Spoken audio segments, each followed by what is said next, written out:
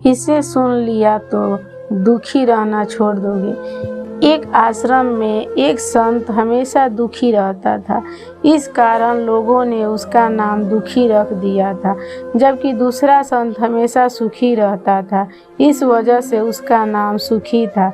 एक दिन दुखी संत ने अपने गुरु से पूछा कि मैं हमेशा दुखी क्यों रहता हूँ। एक लोक कथा के अनुसार पुराने समय में दो संत हमेशा साथ रहते थे। दोनों एक ही आश्रम में रहते थे। एक का नाम सुखी और दूसरे का नाम दुखी था। संत सुखी हर हाल में सुखी रहता था, जबकि दूसरा संत हमेशा दुखी रहता था, इस कारण उसका नाम दुखी रख दिया गया था। गांव के लोग अपनी परेशानियां लेकर इन संतों के आश्रम में आते थे। दोनों ही संत अपने अपने तरीके से परेशान लोगों के समाधान भी बताते थे। दुखी संत के समाधान भी बहुत अच्छे होते थे, जिनसे लोगों की चिंता दूर हो जाती थी। दोनों ही संत की जीवन शैली भी एक समान थी, लेकिन विचार एकदम अलग थे।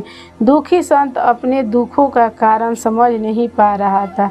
एक दिन वो अपने गुरु के पास गया और उससे ये प्रश्न पूछा कि लोगों ने मेरे चेहरे के हाव भाव को देखकर मेरा नाम ही दुखी रख दिया है।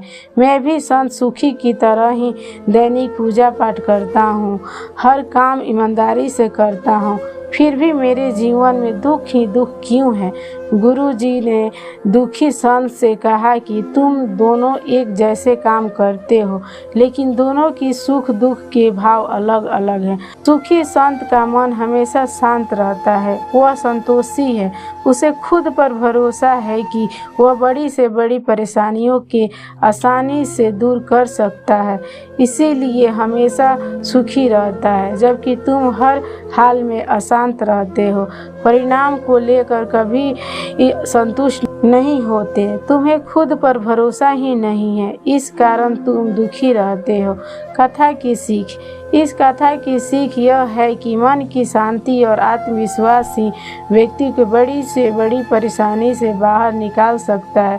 जिन लोगों की आत्मविश्वास कमज़ोर होता है वे हमेशा दुखी रहते हैं, इसलिए हमें खुद पर भरोसा करना चाहिए और मन शांत रख कर काम करना चाहिए, तभी सफलता मिलती है और सुखी रह पाते हैं।